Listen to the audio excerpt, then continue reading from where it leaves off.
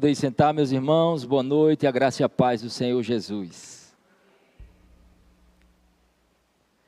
Amados irmãos, nós estamos iniciamos no culto da manhã, uma nova série de mensagens, intitulada Quando o Desconforto Revela o Propósito.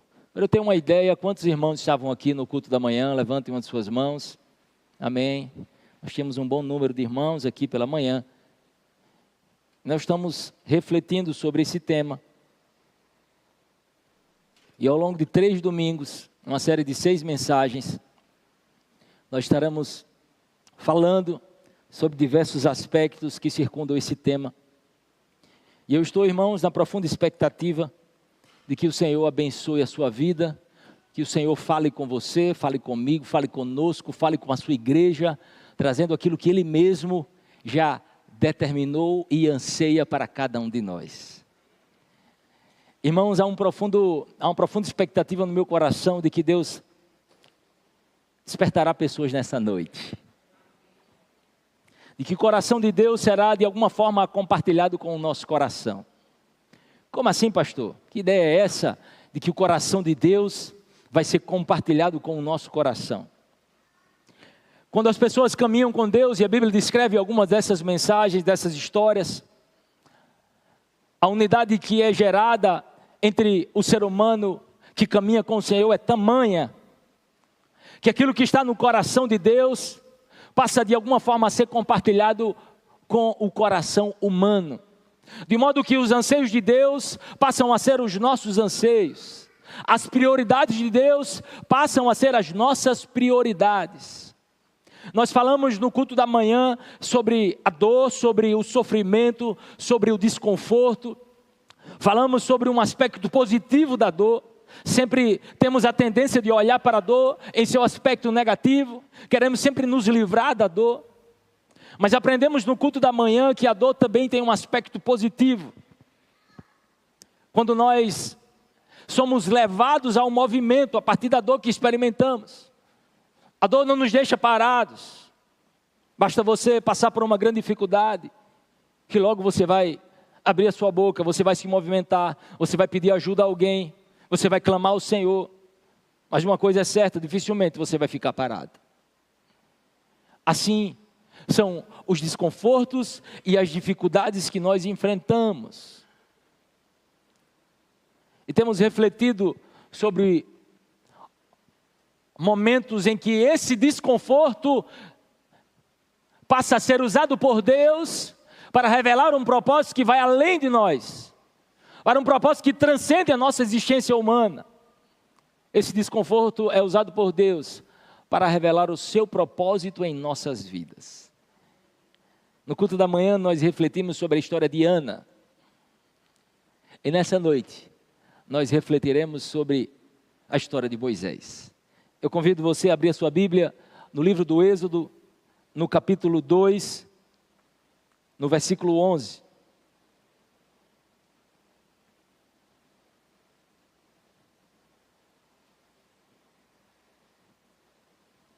Diz assim o texto bíblico: certo dia, sendo Moisés já adulto, foi ao lugar onde estavam os seus irmãos hebreus, e descobriu como era pesado o trabalho que realizavam. Viu também um egípcio espancar um dos hebreus. Amados irmãos, existe um momento na nossa vida, a partir da nossa caminhada com o Senhor, que algumas coisas que antes passavam despercebidas, passam a causar incômodo em nós.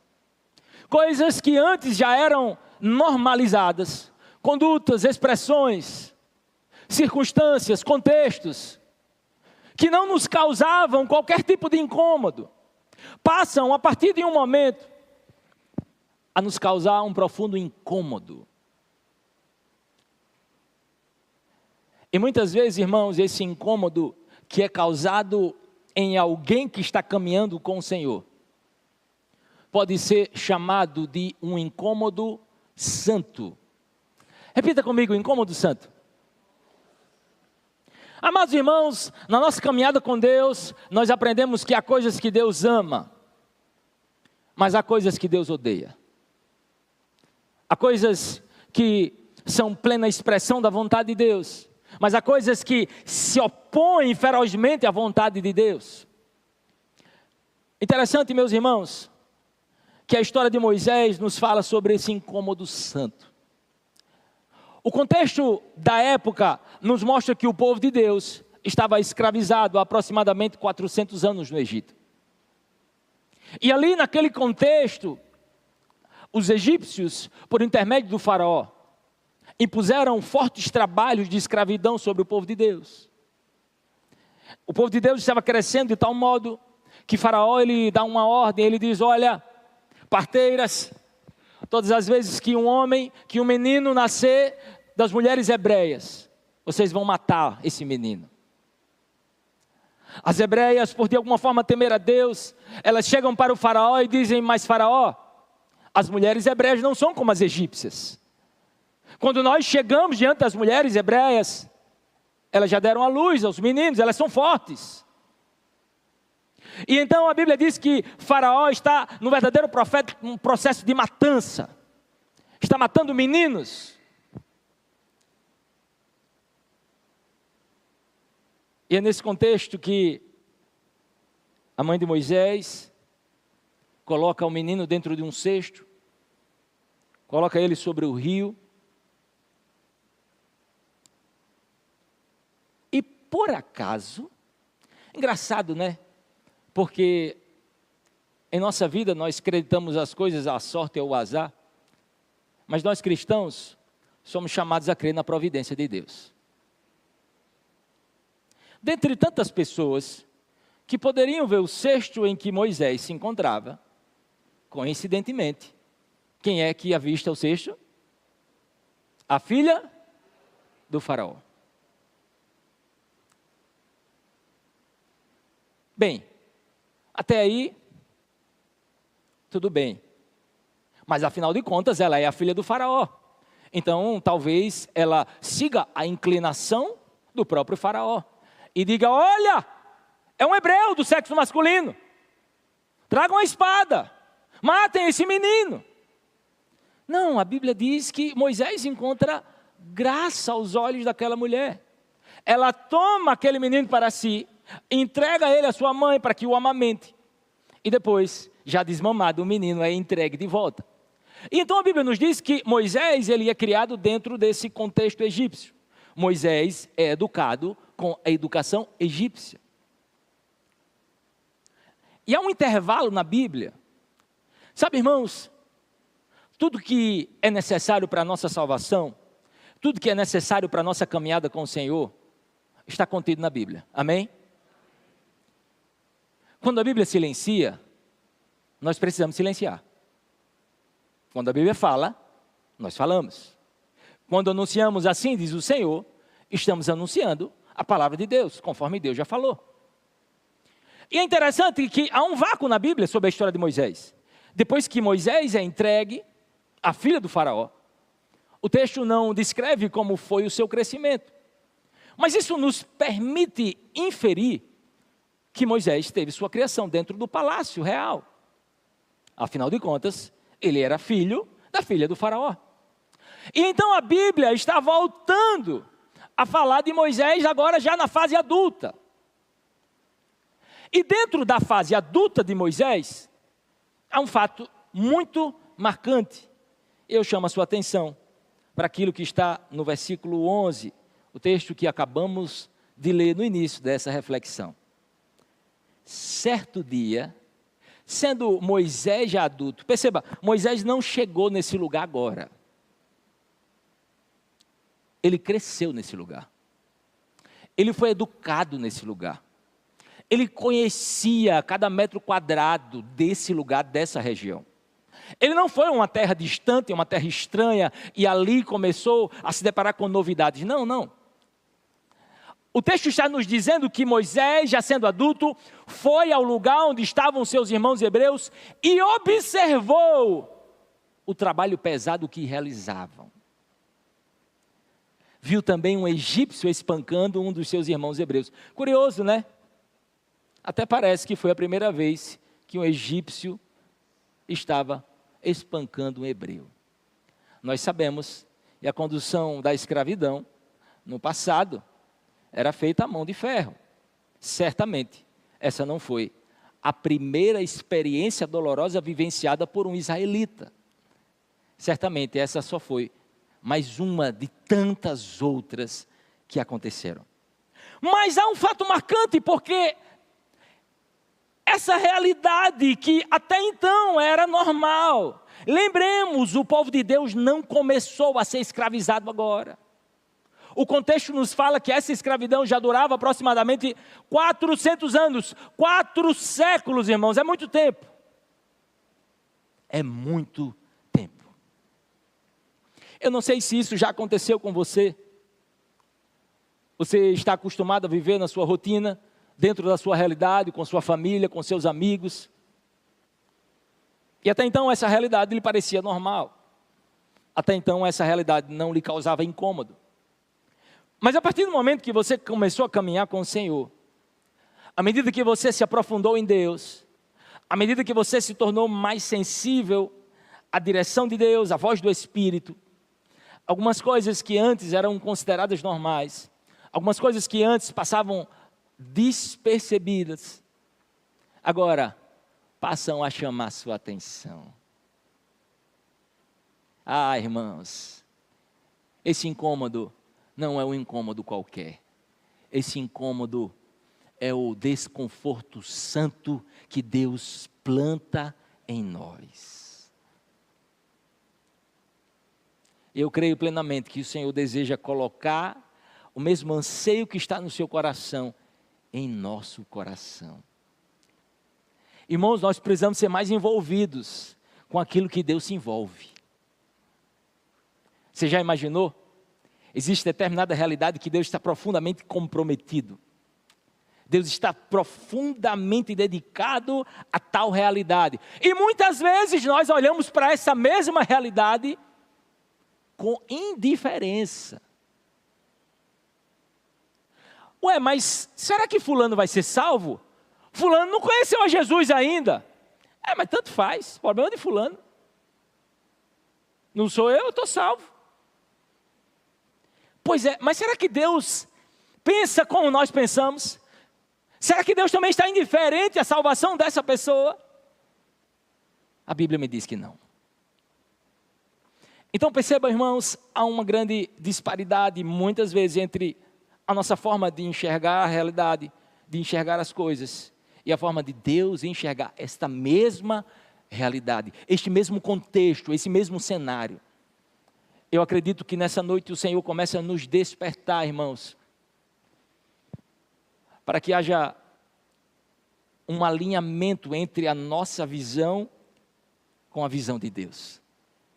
Que haja um alinhamento entre as prioridades de Deus e a nossa prioridade. Amados irmãos, o texto é muito claro, e perceba que o verso 11 ele tem uma peculiaridade.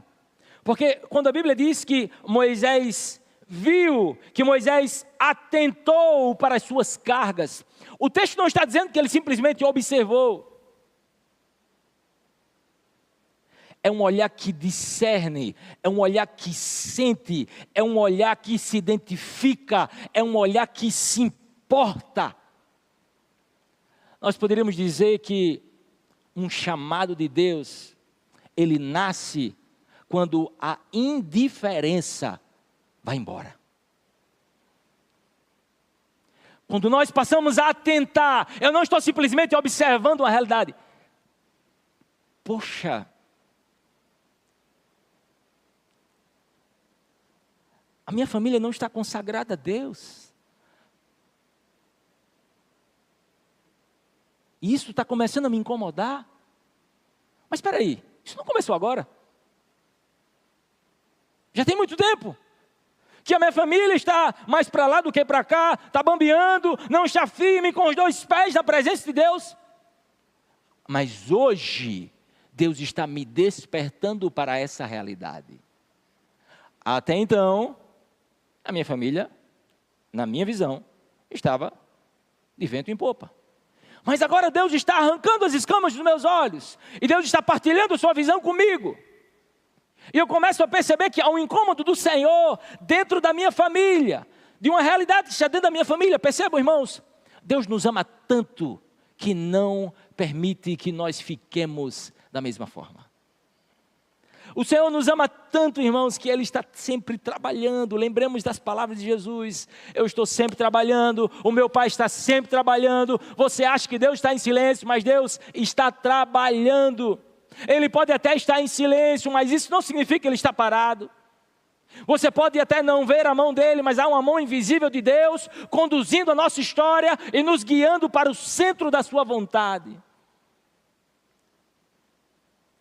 Moisés começou a se importar.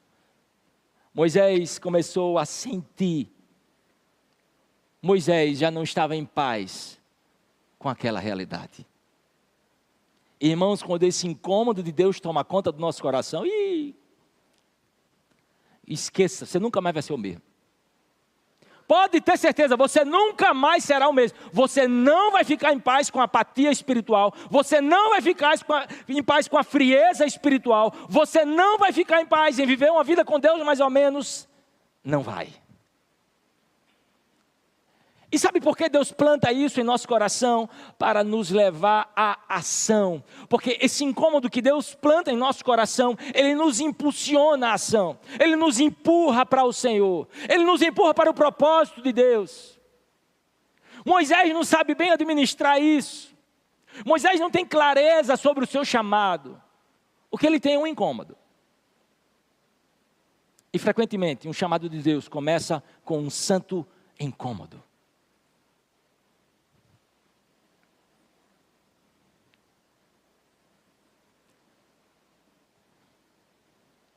Sabe, irmãos, eu tenho um chamado pastoral.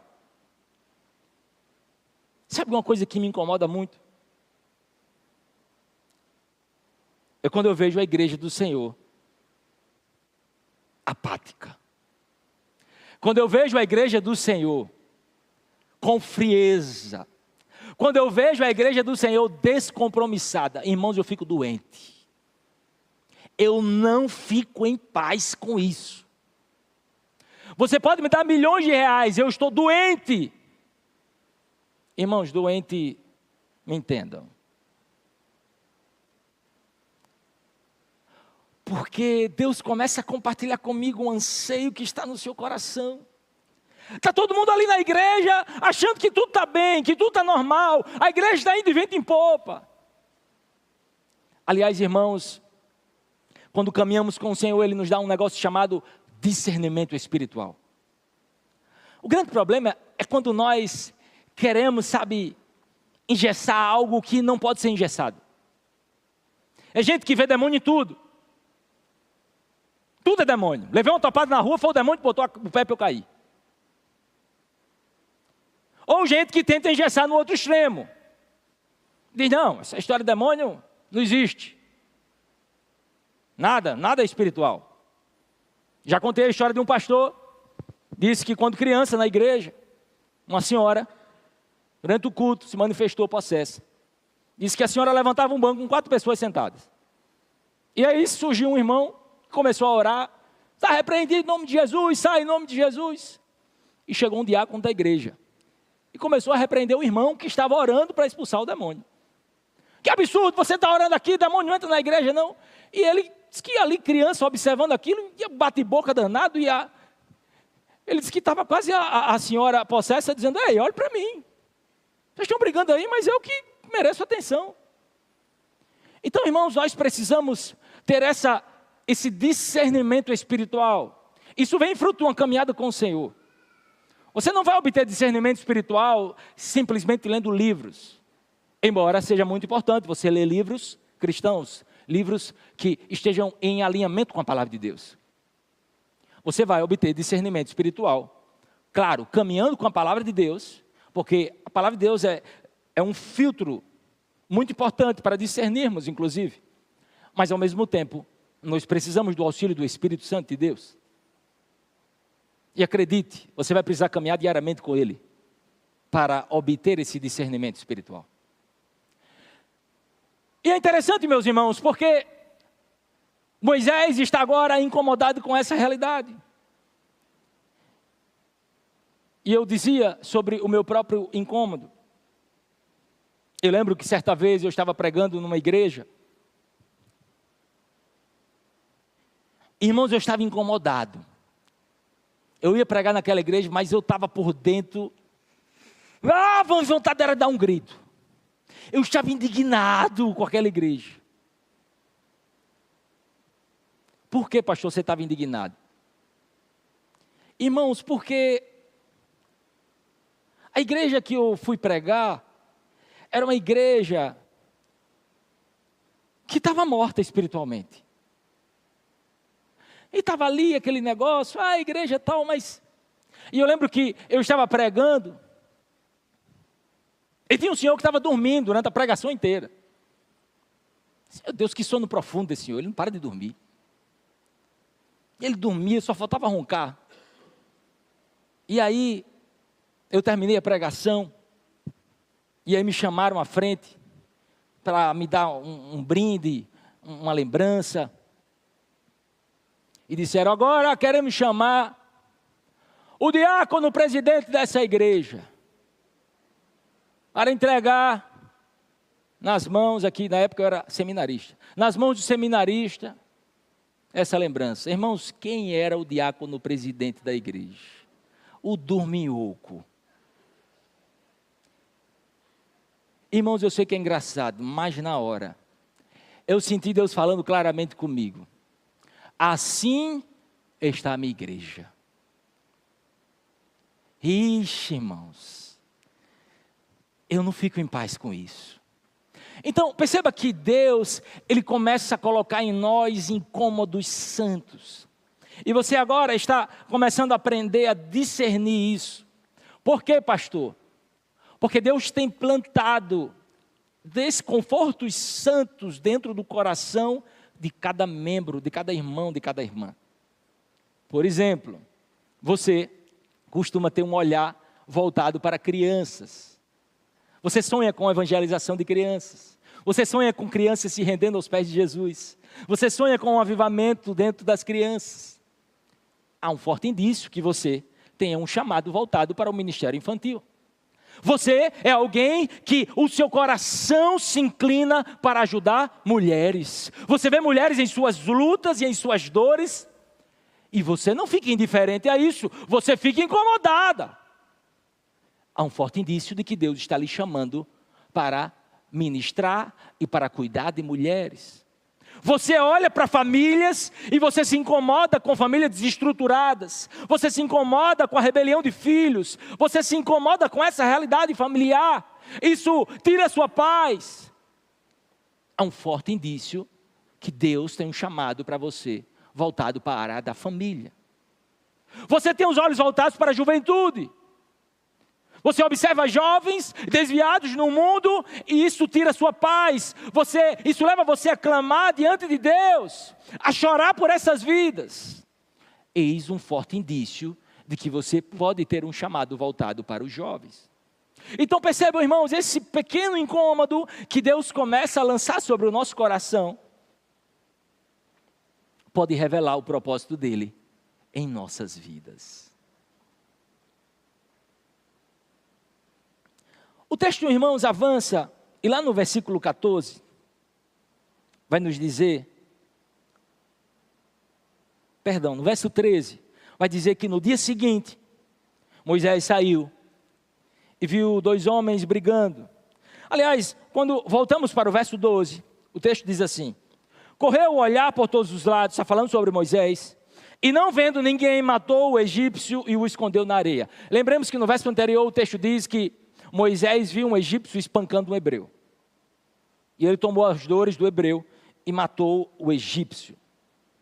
E aí o texto avança e diz, no dia seguinte saiu e viu dois hebreus brigando. Então perguntou ao agressor, por que você está espancando seu companheiro?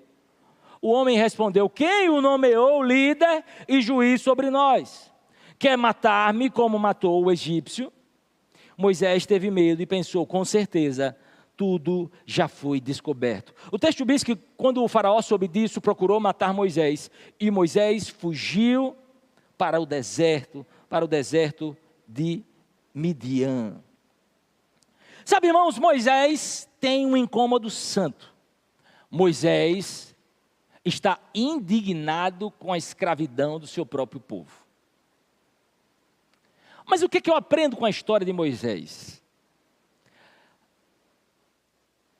Para que eu e você exerçamos o chamado de Deus na nossa vida, não basta ter boa vontade. Ah, Deus colocou no meu coração, vamos lá, igreja, vamos começar um ministério novo, eu estou incomodado, vamos lá, vamos fazer acontecer. Ó, semana que vem a gente vai fazer uma reunião, na outra semana a gente vai fazer acontecer, e vamos lá, e vamos lá, e vamos lá. Calma, irmão. Calma. Você já percebeu que, às vezes, uma visão ingênua e romântica das coisas é uma bênção casar. Mas quando recebo casais que estou preparando, ministrando o curso de noivos, eu digo, olha, casamento é uma bênção de Deus. Mas saibam, vocês podem ter 10 anos, 20 anos de namoro. Quando vocês forem morar debaixo do mesmo teto, as coisas vão mudar um pouco. Esses dias conversei com um casal, disse, pastor, tem que voltar aquelas aulas lá, que esse negócio de morar junto é meio complicado. Vamos voltar, vamos se reunir. Então percebam, irmãos, nós não podemos ser ingênuos. Vamos lá, vamos alcançar vidas para Jesus. E aí a pessoa vai como um corredor. Eu lembro que uma colega de trabalho, certa vez, foi com o namorado para a orla. E ali, disse, vamos caminhar, vamos correr, vamos fazer acontecer. O detalhe é que eles não tinham o costume de fazer isso. Resultado, andaram, correram, a ponto de se acabar, não conseguiam voltar de onde começaram, estavam já mancando de tanta dor, e aí precisaram de ajuda, precisaram chamar um transporte, e estava lá relatando, totalmente acabada diante daquela situação. Então a pessoa nunca correu uma maratona, aí chega, compra o tênis, compra o short, né? Compra a camisa, compra uma viseira, um óculos, e diz, estou pronto, eu assisti na internet, a pessoa na internet correu 100 quilômetros, eu não vou correr uma maratona?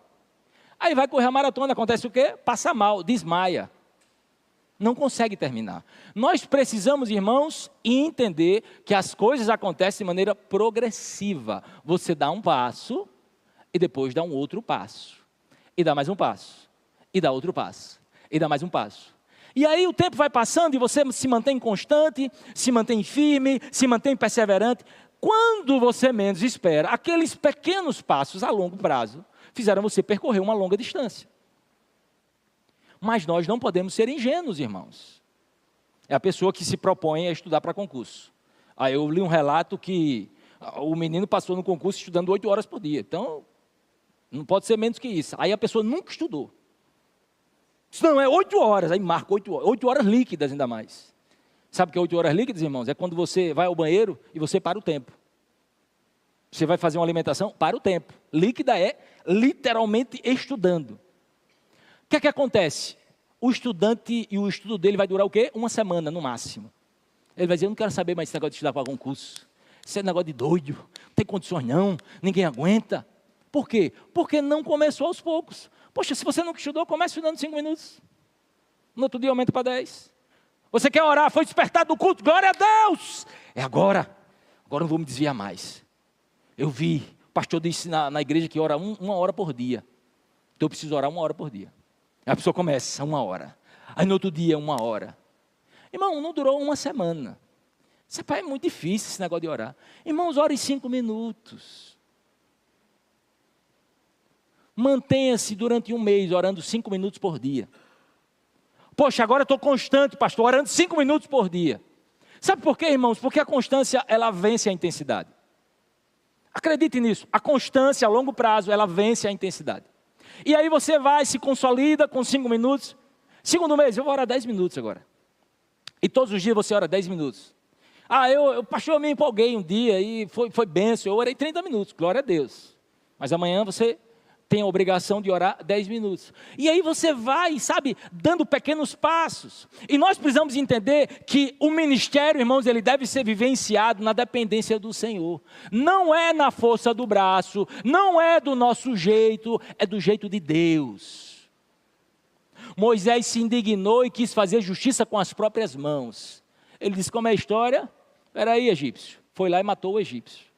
No outro dia, viu 2 irmãos hebreus brigando e disse, ei, por que vocês estão brigando? Vocês são irmãos. E eles disseram, quem é você? Sabe por quê, irmãos? Nós precisamos ser enviados por Deus. Nós veremos que em um dado momento Deus envia Moisés. Mas até que esse momento aconteça, nós estamos no momento de preparação. Repita comigo, preparação. E o momento de preparação, geralmente, irmãos, é um momento de deserto. É um momento em que o oleiro está formando o vaso. Pastor, quer dizer que quando a gente começa o ministério, Deus parou e a gente fica perfeito? Não é isso, não é essa a ideia. Mas você há de convir comigo que ministério é coisa séria, irmãos. Você acha que Deus vai confiar vidas a você de qualquer maneira? Você acha que uma pessoa que não merece confiança? Imagine o seguinte, você é um empresário, você tem uma empresa, e você precisa de uma pessoa numa importante função da sua empresa. Eu pergunto, você colocaria qualquer pessoa para ocupar essa função? Sim ou não? Você acha que Deus vai colocar qualquer pessoa? Pessoas que não estão prontas? Você acha que Deus vai colocar qualquer pessoa para assumir uma igreja? A Bíblia é clara ao dizer, olha, Paulo diz a Timóteo, não ordene e não coloque para chefiar, para conduzir as igrejas neófitos, novos convertidos. Porque eles não passaram ainda por esse processo de amadurecimento. Não que eles não possam em breve, claro, serem enviados. Mas é necessário que eu e você sejamos forjados. E é isso que passa a acontecer com Moisés. Porque Moisés vai para a terra de Midian. E ali entra um tempo de deserto. E durante 40 anos, Moisés está sendo trabalhado pelo Senhor. Percebam, irmãos, há um incômodo santo. Moisés acredita que já está pronto. Mas Deus diz, você não está pronto. Moisés foge. E talvez, do ponto de vista humano, pensemos, poxa, acabou para Moisés. O faraó quer matar ele. Moisés agora vai para uma terra estranha. E o que é que vai acontecer com ele? Mas diz o texto bíblico que Moisés vai andando, e assentou-se à beira de um poço. Naquele lugar, diz a Bíblia que estão chegando as filhas de Jetro, também chamado de Reuel na Bíblia. E aí a Bíblia diz que ali há um conflito entre pastores com a filha de Jetro, e Moisés auxilia, ajuda as filhas de Jetro, dá de beber aos seus animais. As mulheres voltam, contam ao seu pai o que ele havia feito. Ele convida Moisés para ir à sua casa, depois convida Moisés para morar na sua casa. Moisés aceita o convite e morar na sua casa. E o texto avança e nos diz que Jetro entrega uma de suas filhas, chamada Zípora, para se tornar esposa de Moisés. E agora Moisés e Zípora têm um filho, chamado Gerson. Curioso pensar que Moisés, do ponto de vista humano, saiu fugido. Saiu debaixo de fortes ameaças. Mas nós precisamos lembrar que há um Deus soberano conduzindo a nossa história. Nós precisamos lembrar que mesmo dentro dos desencontros da vida, dos dissabores da vida, dos momentos amargos que enfrentamos na nossa vida, o Senhor não perdeu o controle. Bendito seja o nome do Senhor. Aliás, o texto diz em Gênesis capítulo 15, no verso 13. Irmãos, eu amo caminhar com o Senhor. Você já percebeu que Deus, e há um texto na Bíblia que diz assim, que Deus revela o seu segredo para os íntimos. Deus havia revelado um segredo para o seu amigo Abraão. E sabe qual foi o segredo que ele disse a Abraão? Ele disse, olha Abraão, a sua descendência será estrangeira em uma terra que não lhes pertencerá. E também serão escravizados e oprimidos por 400 anos. Curioso pensar que depois de 400 anos, o que Deus falou está acontecendo. Como se isso não bastasse, olha o que Deus diz para Moisés no verso seguinte, capítulo 15, verso 14. O Senhor diz a Abraão, se puder projetar Gênesis, capítulo 15, verso 14. Eu, porém, castigarei a nação a qual servirão como escravos, e depois de tudo, sairão com muitos bens. Irmãos, bendito seja o nome do Senhor. O Deus que anuncia o fim das coisas no princípio. Como escreveu o escritor de Hebreus no capítulo 4. O Deus que chama a existência o que não existe, como se existisse. Nós estamos falando, irmãos, do ponto de vista humano, de um fato totalmente hipotético. Quem garante que daqui a 400 anos, o povo de Deus vai para o Egito e vai ficar ali escravizado por 400 anos? Qual é a probabilidade disso acontecer? Alguém diria, a probabilidade é mínima. Pois é, mas o cenário está acontecendo exatamente como o Senhor falou para Abraão. Eu acredito que o mesmo Deus que trouxe essas palavras para Abraão é o mesmo Deus que pode falar conosco acerca da nossa descendência. Eu não sei você, mas o meu desejo é que minha descendência seja santa e consagrada ao Senhor. Portanto, irmãos, mesmo longe do palácio, mesmo longe de todos os tesouros do Egito, aliás, o escritor de Hebreus nos faz pensar e nos chama a atenção para esse fato, que Moisés troca os tesouros do Egito pela caminhada com o Senhor, pelo chamado de Deus na vida dele. Se nós pensássemos hoje e refletíssemos, pensando o seguinte: onde é que estão esses tesouros do Egito hoje? Que valor eles têm? Que tipo de serventia eles têm? Agora eu pergunto a vocês, que valor tem o tesouro celestial que Moisés juntou quando decidiu caminhar com o Senhor? Que valor tem hoje esse tesouro celestial que Moisés decidiu trazer para a sua vida, rejeitando os tesouros passageiros deste mundo? Lembremos, irmãos, aquilo que realmente importa. Mas na história de Moisés, o deserto não era o fim, o deserto era treinamento. Repita comigo: treinamento. A Bíblia diz que através do deserto, Romanos no capítulo 5 nos diz que a tribulação gera perseverança. A perseverança gera um caráter aprovado. Isso gera, por sua vez, esperança. Interessante pensar, irmãos, que através das dificuldades o Senhor está moldando o nosso caráter. Afinal de contas, caminhar com Deus diz respeito à transformação de caráter. Eu e você podemos parecer cristãos a partir das nossas práticas religiosas, a partir da nossa frequência à igreja, a partir de costumes e hábitos que adotamos, a partir de identificações, estereótipos que colocamos sobre nós. Mas a grande verdade, irmãos, é que a verdadeira evidência de alguém que caminha com Deus se manifesta no fruto do Espírito.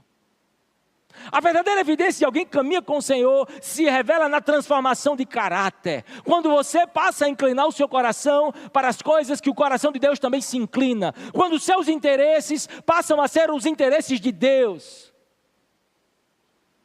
Quando as nossas orações, irmãos, estão alinhadas com a oração do Espírito Santo de Deus e com Jesus Cristo, nosso intercessor. Aliás, a história cristã registra a oração de um homem chamado John Knox, um importante reformador na história da igreja. E ele vivia na região da Escócia. E certa vez, ele fez a seguinte oração que ficou registrada. Ele disse: Senhor, dá-me a Escócia, ou eu morro. A rainha da Escócia declarou certa vez que temia mais as orações de John Knox do que o exército da Europa. Irmãos, nós precisamos ser assim também. Nós precisamos ser pessoas profundamente comprometidas com aquilo que Deus está comprometido. Se Deus está comprometido com a redenção do ser humano, com a salvação do ser humano, nós também precisamos nos comprometer com isso. Mas sabe o que eu aprendo, irmãos? Que isso não é algo que você simplesmente aprende intelectualmente, embora tenha também essa dimensão. É importante que nós compreendamos isso, até para identificarmos esses anseios e esses desconfortos que Deus começa a plantar em nós. Mas o que nós entendemos a partir do relato bíblico é que esse incômodo ele vem a partir de uma profunda experiência com o próprio Deus, com uma transformação interior, com uma mudança no nosso ser. Os meus olhos já não estão voltados simplesmente para as coisas desse mundo. Deus é gracioso, irmãos, e Ele nos abençoa, amém? Mas os nossos olhos não estão voltados para isso. Deus pode me dar carro, Deus pode me dar vários imóveis, Deus pode fazer tantas coisas, mas os meus olhos não estão voltados para isso. E como é bom, né, quando Deus pode enriquecer alguém, porque perceba, a riqueza em si, ela não é algo pecaminoso. A Bíblia diz que o amor ao dinheiro é raiz de todos os males, mas precisamos concordar que a riqueza é muito sedutora. E frequentemente pessoas que estão envolvidas com a riqueza, voltam as costas para Deus. Por isso, é uma grande bênção quando Deus pode nos enriquecer, sem que o nosso coração se torne soberbo, vaidoso, sem que idolatremos a riqueza e os bens que o Senhor nos concede. Mas para isso, irmãos, é preciso exercitar isso na caminhada com o Senhor. O texto de Romanos nos diz que Deus age em todas as coisas para o bem daqueles que o amam. E Deus está agindo na história de Moisés. Deus está conduzindo Moisés. Moisés tem um chamado de libertador. Moisés tem um chamado pastoral. Até então Moisés está, vivendo segundo as circunstâncias. Moisés saiu fugido do Egito, foi para uma terra estranha, construiu agora família, e está lá. Ele está cuidando dos animais de seu sogro, ele está vivendo a vida de um homem como outro qualquer.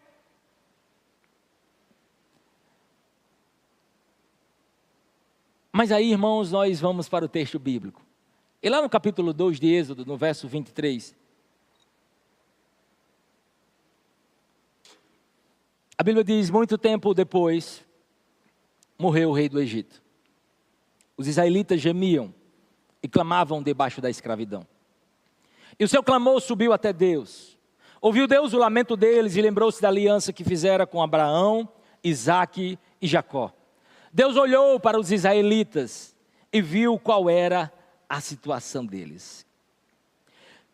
Aqui eu aprendo, irmãos, que Deus vê aquilo que nós não vemos. E Deus escuta aquilo que nós não escutamos. Moisés está no deserto. Moisés está vivendo sua vida. Mas o povo está gemendo diante de Deus. O povo está sofrendo. E diz a Bíblia que o clamor do povo chegou diante do Senhor. Ah, meu irmão, sabe o que é que eu aprendo com isso? Que enquanto eu e você estamos vivendo a nossa vida normal, estamos vivendo as nossas obrigações, o nosso tempo de lazer, como qualquer outra pessoa, há realidades que estão ocultas aos nossos olhos, mas que são claras diante de Deus. Ações que estão sendo ouvidos por Deus, mas que não estão sendo ouvidos pelo nosso ouvido. E aí diz a Bíblia, irmãos, que o Senhor se volta para essa realidade. Nós poderíamos fazer aqui uma identificação com aquilo que Moisés viu no verso 11. E agora começamos a compreender que quando Moisés atentou para as suas cargas, na verdade, aquilo era uma espécie de compartilhamento que Deus concedeu a Moisés de sua própria visão. Deus estava colocando no coração de Moisés um pouco do anseio que estava dentro do seu próprio coração. Em outras palavras, o que Moisés viu em Êxodo capítulo 2, verso 11, Deus já via há muito tempo. O desconforto de Moisés não era algo apenas humano, era um desconforto que estava no coração do próprio Deus. E quando Deus, irmãos, começa a nos incomodar com algo, isso pode ser Deus trazendo novidade e movimentação na nossa vida. Pode ser uma condução de Deus para algo novo que Ele tem para cada um de nós. Pode ser Deus te convidando a fazer parte do que Ele mesmo já decidiu fazer. Porque lembremos, Deus já havia dito a Abraão o que faria. Deus estava decidido a libertar o seu próprio povo.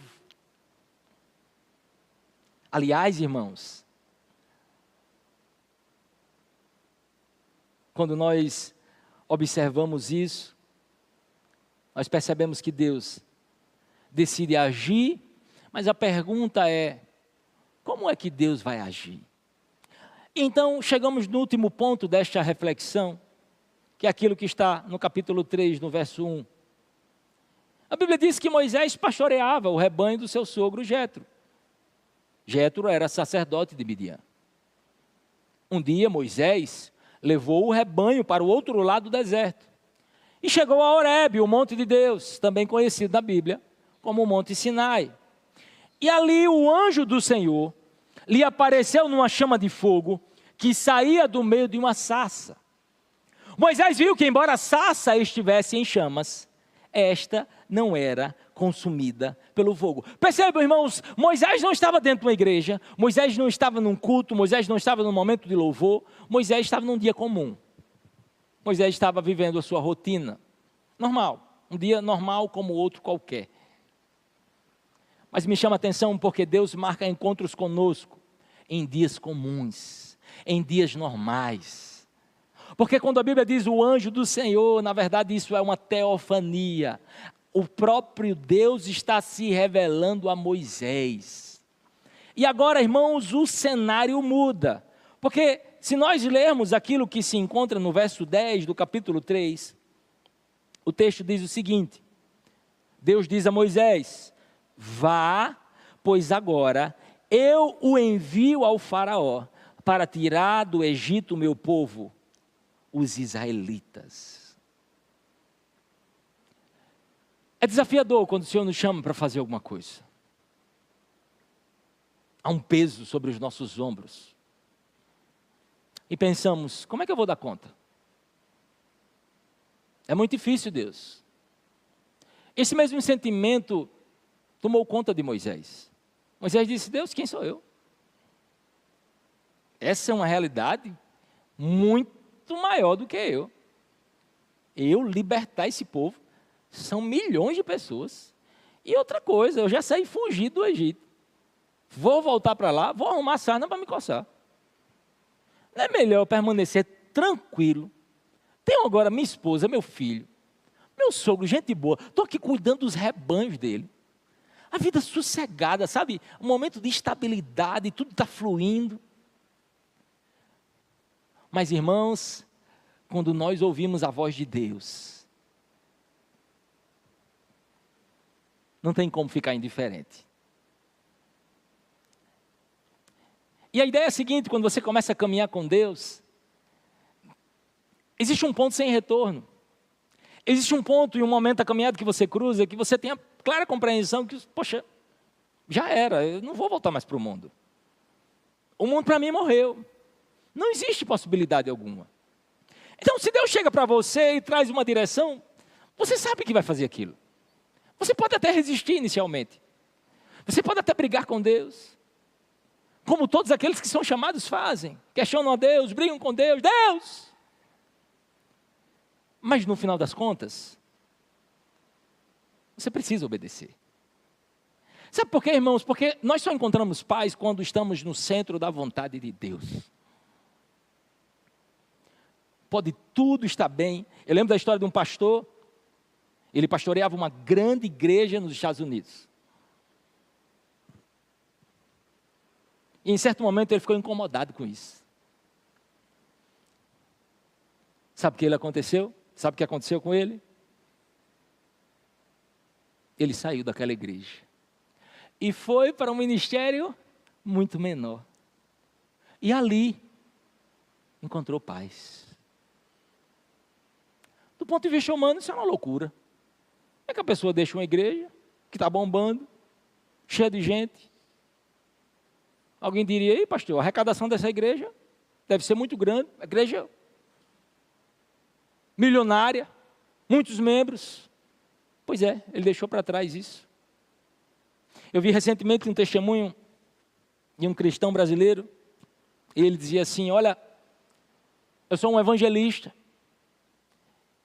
e eu tinha muita agenda, eu não tinha mais nem vaga na agenda, dinheiro na conta, sabe, tudo fluindo, comprou uma casa dos sonhos, uma pessoa muito conhecida, mas ele disse que já não sentia paz, e Deus plantou no coração dele, para ir morar numa outra nação, e pregar o evangelho numa outra nação. Alguém diria, ih, é maluco, como é que pode, cara, você não tem nem mais agenda, sua conta está sobrando dinheiro, e você vai abrir mão disso, e vai para um país distante. Pois é, irmãos, não são as circunstâncias que, sabe, produzem paz no nosso coração. A Bíblia diz que o fruto do Espírito é paz. Ou seja, é o Espírito Santo de Deus que produz paz no nosso coração. Não é se a situação está A, B, ou C ou D. Não é sobre isso. É sobre estar exatamente no lugar que o Senhor deseja para nós. E Moisés, irmão, está sendo chamado por Deus. Moisés está com dúvida, dizendo, meu Deus, e agora, se isso não der certo? Deus diz a Moisés, Moisés, é o seguinte, para provar que sou eu que estou enviando você. Você vai para o Egito, vocês vão sair de lá, e vocês vão voltar e vão me cultuar neste monte. Sabe o que aconteceu? Moisés foi, libertou o povo, e voltou exatamente para o monte Horebe, o monte Sinai, onde o povo de Deus cultuou a Deus. Êxodo capítulo 19. Se você quiser anotar as referências, Êxodo capítulo 3, versos 11 e 12. É o momento em que Deus diz a Moisés que prestarão culto neste monte. E Êxodo 19 é o momento em que Deus cumpre essa promessa. Moisés está em dúvida, mas, Senhor, se dois camaradas daquele, anos atrás, quando eu os repreendi, eles disseram, quem é você? Você agora é juiz sobre nós? Certamente, Senhor, não tem condições, ninguém vai me atender. Vão chegar lá e vão desacreditar no meu chamado. Olha o que é que Deus diz para Moisés, no capítulo 3, no verso 16. Vá, reúna as autoridades de Israel. E aí ele diz, lá no verso 18, as autoridades de Israel o atenderão. É incrível, irmãos. Deus está nos chamando para algo que Ele mesmo já sabe o que vai acontecer. Deus já está numa manhã e Ele está dizendo para Moisés, Moisés, você vai em obediência ao meu chamado, mas eu quero lhe dizer que as autoridades de Israel vão atender você. E sabe o que acontece? Lá no capítulo 4 de Êxodo, a partir do verso 29, diz a Bíblia que Moisés e Arão reuniram todas as autoridades dos israelitas. E depois de relatar tudo que o Senhor havia feito, o texto diz no verso 31, e eles creram. A palavra de Deus se cumpriu mais uma vez. Como se isso não bastasse, em Êxodo capítulo 3, verso 19, o Senhor diz a Moisés, eu sei que o rei do Egito não os deixará sair, a não ser que uma poderosa mão o force. Bendito seja o nome do Senhor, que tem uma poderosa mão. E sabe o que aconteceu em Êxodo no capítulo 12, no verso 31? Naquela mesma noite, depois que os primogênitos do Egito foram mortos, o faraó mandou chamar Moisés e Arão e lhes disse, saiam imediatamente do meio do meu povo, você e os israelitas, vão prestar culto ao Senhor, como vocês pediram. A palavra de Deus se cumpriu mais uma vez. Como se isso não bastasse, Deus chega para Moisés e diz, Êxodo capítulo 13, verso 21, e farei que os egípcios tenham boa vontade para com o povo, de modo que quando vocês saírem, não sairão de mãos vazias. As israelitas pedirão às suas vizinhas e às mulheres que estiverem hospedando em casa, objetos de prata, de ouro e roupas, que vocês porão em seus filhos e suas filhas. Assim vocês despojarão os egípcios. Êxodo capítulo 12, verso 35. Os israelitas obedeceram a ordem de Moisés e pediram aos egípcios objetos de prata e de ouro, bem como roupas. Para nossa surpresa, o verso 36 diz, o Senhor concedeu ao povo uma disposição favorável da parte dos egípcios, de modo que lhes davam o que pediam, assim eles despojaram os egípcios. Mais uma vez, se cumpre a palavra do Senhor. Sabe o que eu aprendo com isso, irmãos? O cenário está pronto. O Deus que nos guia no caminho, Ele já sabe tudo o que vai acontecer. Aquilo que nos surpreende ao longo da caminhada, não surpreende o Senhor. Poxa, pastor, aconteceu uma tragédia e agora eu estou angustiado. De fato, nós somos seres humanos e muitas situações nos angustiam. Mas eu quero dizer a você que está aqui nessa noite, que aquilo que nos surpreende no presente ou no amanhã, já está no calendário de Deus. Ele já sabe o que vai acontecer. Poxa, mas pastor, se Deus tem todo esse poder, por que Ele mesmo não faz essa obra sozinho? Em sua infinita sabedoria, em sua insondável sabedoria, o Senhor concedeu esse privilégio e essa bênção a mim e a você. Quando falamos sobre missões, nós falamos sobre um Deus que é missionário. Porque o anseio missionário, ele não nasce no meio do seu coração. Ele nasce antes no coração de Deus. E Deus compartilha conosco esse anseio que está no seu próprio coração. E agora nós passamos a ter amor pelas vidas. Nós passamos a clamar ao Senhor pelas vidas. Pois é, lembremos que esse anseio estava primeiro no coração do próprio Deus.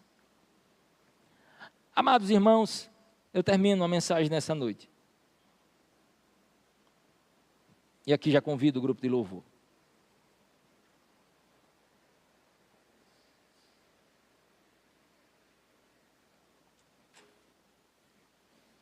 Jesus disse o seguinte: rogai, pois, ao Senhor da seara, que envie trabalhadores, que envie ceifeiros. Muitas vezes, irmãos, nós podemos tentar construir soluções humanas para a igreja do Senhor. Nós podemos tentar criar soluções humanas para muitas dificuldades que estamos enfrentando. Mas Jesus nos ensina um princípio muito importante. Jesus nos mostra que a fonte é o próprio Deus.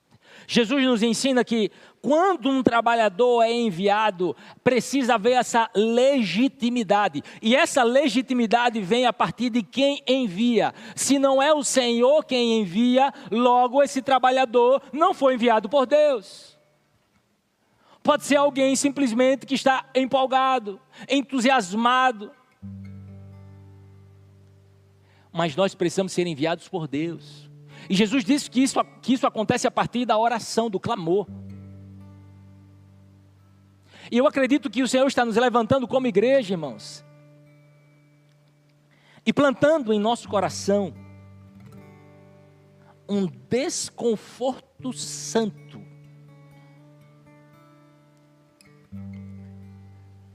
A minha oração nessa noite, irmãos, é e será para que o Senhor coloque cada vez mais, intensifique em nosso coração aquilo que está dentro do seu próprio coração. A minha oração nessa noite, irmãos, é para que eu e você não sejamos mais indiferentes com aquilo que Deus se importa. Acredite, há coisas que Deus se importa e se importa muito. Mas é preciso que o Senhor abra os nossos olhos. É preciso que Ele nos desperte. É preciso que eu e você não olhemos mais para as pessoas do ponto de vista carnal. Fulano é mais alto, fulano é mais baixo, fulano é mais cheinho, fulano é mais magrinho, fulano é assim, fulano é assado. Essa é uma forma natural de enxergar as pessoas.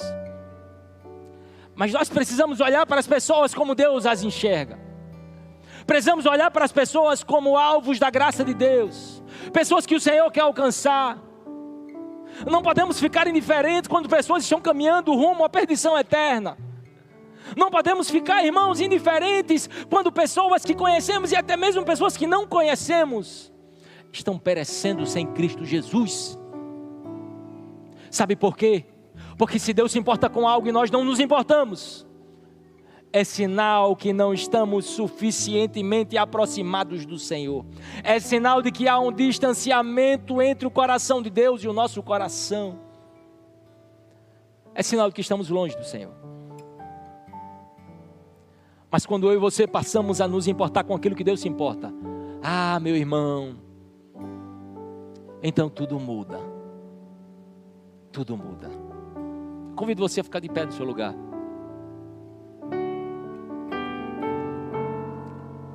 Feche seus olhos. Nós vamos orar ao Senhor neste momento.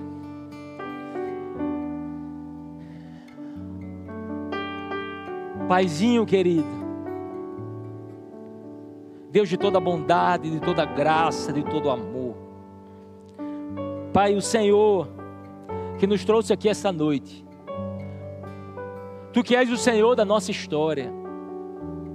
Assim como o Senhor conduziu Moisés ao longo do seu desafiador ministério. Assim como conduziste o teu próprio povo durante aquela caminhada por 40 anos no deserto. Assim como, Senhor, com a tua poderosa mão, com os sinais que revelastes, libertaste o teu povo da escravidão do Egito.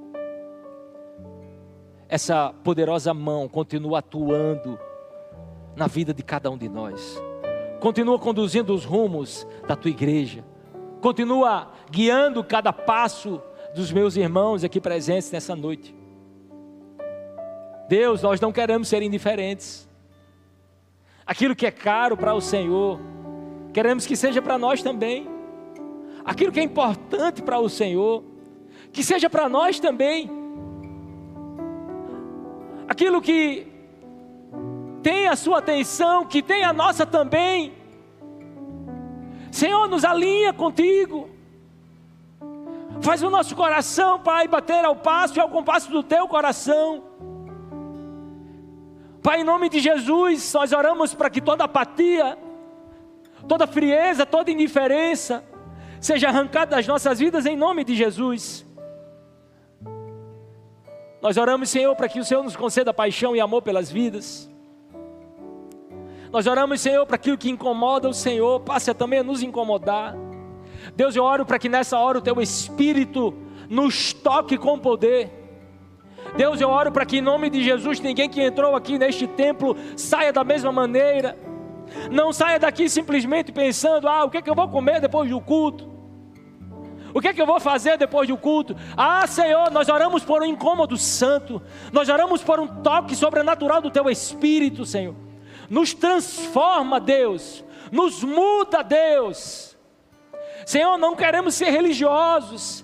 Pessoas que apenas professam o teu nome da boca para fora. Nós queremos ser pessoas profundamente transformadas. Queremos ter o nosso caráter transformado pelo Senhor. Senhor, toca em nossos corações, toca em nossas vidas nessa noite. Deus, em nome de Jesus, eu oro para que, a partir do momento em que nós sairmos por essas portas, nós possamos passar a olhar as pessoas, as realidades, os contextos que estão diante de nós, de maneira diferente, alinhados com o Senhor e com a tua visão. Deus, queremos caminhar completamente, Senhor, unidos ao Senhor.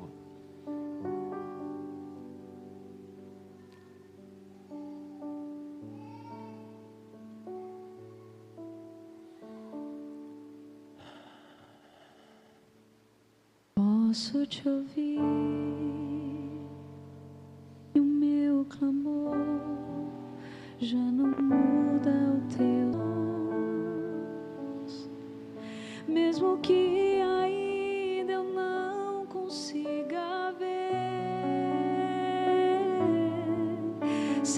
se levantarás em meu favor. Lembra, Senhor, juraste o teu amor e nada podes mudar o que sentes por mim, nem os meus pecados. Lembra, Senhor, e faz mais uma vez os teus sinais, e saberão que ainda és o mesmo Deus.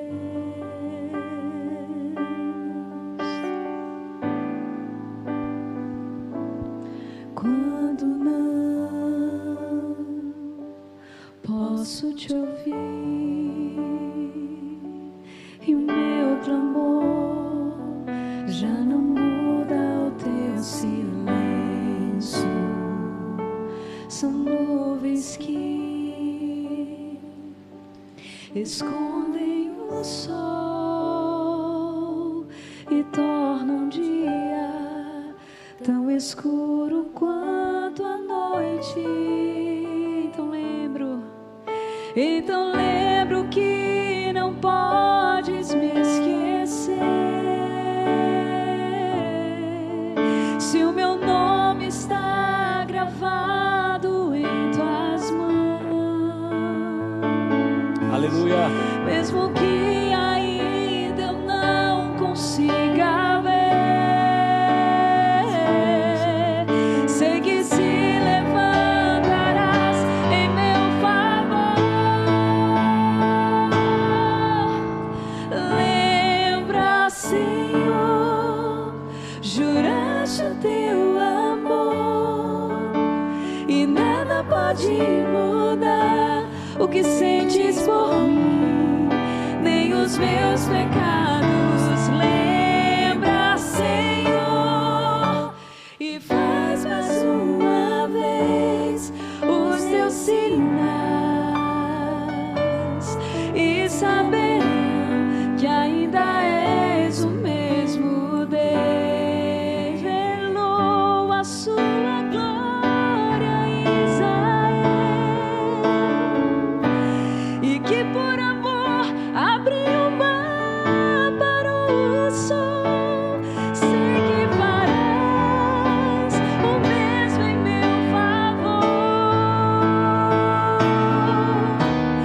Lembra, Senhor, juraste o teu amor e nada pode mudar o que sentes por mim, nem os meus pecados. Lembra, Senhor, e faz mais uma vez os teus sinais, e saberão que ainda és o mesmo Deus. Sabe, irmãos, eu declaro que muitos de vocês, ao saírem daqui essa noite, não vão enxergar a realidade da mesma forma. Você vai olhar para coisas que até então eram normais, que até então não mereciam a sua atenção, e você vai passar a se incomodar com isso. Mas deixa eu lhe dizer algo. Esse incômodo que o Senhor coloca em nosso coração não é para que nos torne acusadores dos outros, não é para que nós exerçamos juízo sobre a vida dos outros. Entendamos que o ministério que o Senhor coloca sobre a nossa vida é o ministério da reconciliação. Entendamos que o objetivo de Deus é salvar aqueles que estão perdidos. Você vai olhar, alguns de vocês vão olhar para dentro da sua própria família a partir de hoje, e você vai se incomodar com algumas realidades que você vai ver dentro da sua casa. Eu estou profetizando isso em nome de Jesus. Mas isso deve levar você a estar num processo de dependência do Senhor. Joelho no chão. Senhor, como é que eu posso, Deus, ajudar a minha família? Deus, como é que eu posso mudar essa realidade dos meus filhos, da minha esposa, do meu marido, do meu parente, do meu amigo? Como é que eu posso, Senhor, me mostra, porque eu estou incomodado, Deus. E Deus vai dando as estratégias, confie no Senhor. Não haja na força do seu braço, não é na força do nosso braço, é pelo Espírito do Senhor, é o que o Senhor nos ensina. Por isso, o incômodo vem para nos levar a reagir. Deus, ok, eu estou agora incomodado, a começar comigo mesmo, Senhor. As coisas não estão como deveriam estar. O que devo fazer? Comece se derramando diante de Deus, estabelecendo uma rotina de dependência do Senhor. Acredite, irmãos, o melhor investimento que você pode fazer na sua vida e na vida da sua família é trazendo a presença de Deus, é trazendo o Senhor para perto. Traga o Senhor para a sua vida e para a sua casa. Acredite, o resto vem como consequência. A presença de Deus, irmãos, é uma fonte de água viva. Ó, começa a jorrar vida e vida e vida, e quem está com sede começa a beber. Daqui a pouco aparece outro sedento e vê, eita, está jorrando água aqui, eu vou também tomar um pouco, e começa a tomar água, e começa a aparecer mais sedento. Por quê? Porque ali está jorrando uma fonte de água viva. Jesus disse que aqueles que creem em mim, do seu interior fluirão rios como de água viva. O que é que eu preciso fazer? Manter a água fluindo. Eu não posso atrapalhar o agir de Deus. Mas pastor, que história é essa? Afinal de contas a Bíblia diz que nós somos selados com o Espírito. Pois é, mas a mesma Bíblia diz, não apagais o Espírito. A mesma Bíblia diz, não entristeçais o Espírito Santo de Deus, com o qual fostes selados para o dia da redenção. Ou seja, eu preciso contribuir, eu preciso favorecer o agir de Deus. Hebreus escreve e diz, não endureçam o coração quando o Espírito do Senhor falar com vocês. Eu preciso deixar o Senhor me conduzir em seus pastos verdejantes. Eu preciso deixar o Senhor me conduzir diante de tudo que Ele tem para a minha vida. Ah, meu irmão, eu convido você em nome de Jesus, a partir de hoje, a se aproximar ainda mais do Senhor. Ah, meu irmão, se você já está orando, ei, meu irmão, convido você nessa noite a orar ainda mais. Se você já está buscando a Deus, tá, pastor, estou orando, estou lendo a Bíblia, faça isso ainda mais. Eu, irmão, não há alegria melhor, não há prazer melhor do que estarmos na presença do Deus Criador dos céus e da terra, do Deus que tem todo o poder, mas o Deus que também se importa conosco, nos ama e habita em nós. Eu desejo a todos os irmãos uma semana debaixo da companhia do Senhor. Lembremos que na próxima quarta-feira